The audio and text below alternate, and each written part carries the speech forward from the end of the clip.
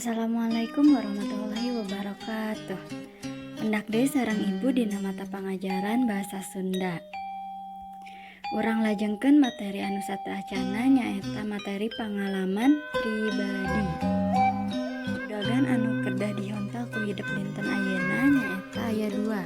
Anu kahiji, hidup tiasa nangtukeun topik anu penting jeung nirut dina nulis pangalaman pribadi.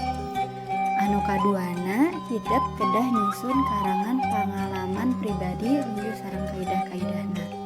Janten kin sabada materi ayeuna, sabada hidup ngaragepkeun, mungkin aya pancen hidup kedah ngadamel pangalaman pribadina masing-masing. Ayeuna kumaha sih nulis pangalaman pribadi teh? Nyata aya langkah-langkahna. Ieu lengkah-lengkah nulis pangalaman pribadi. Anu kahiji, tangtukeun topikna. Contoh-contoh topik anu bisa dicaritakeun jadi pangalaman diantarana ulin ka hiji tempat, misalna ulin ka kebun binatang, ulin ka Ciater, Ciwalini, Dupang, jeung sajabana. Teras aya camping dina kagiatan pramuka, acara paturai tindeung di SD, lebaran di lembur, oge tiasa nyaritakeun ulin ka pasar Metu. Ngarah henteu mantak bingung naon anu rek didadarkeun, urang kudu nyieun heula rangkai karangan.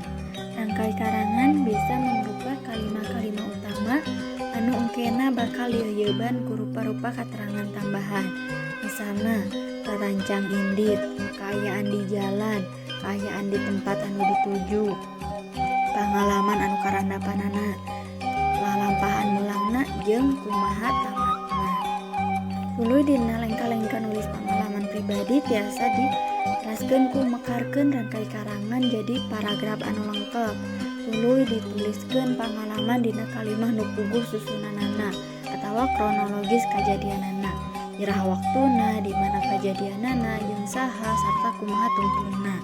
Nu kalima, perhatikeun ejahanana. Anu kagenep, ulah salah dina nuliskeun huruf E jeung E. Anu katujuh, anu pamungkas nyaeta bagi jadi 3 bagian, aya bubuka, pedaran, jeung panutup. Cekapkeun wae sakieu materi pamungkas dina semester ayeuna nyaeta materi pangalaman pribadi. 2 minggon deui hidup baris mayunan PAS penilaian akhir semester.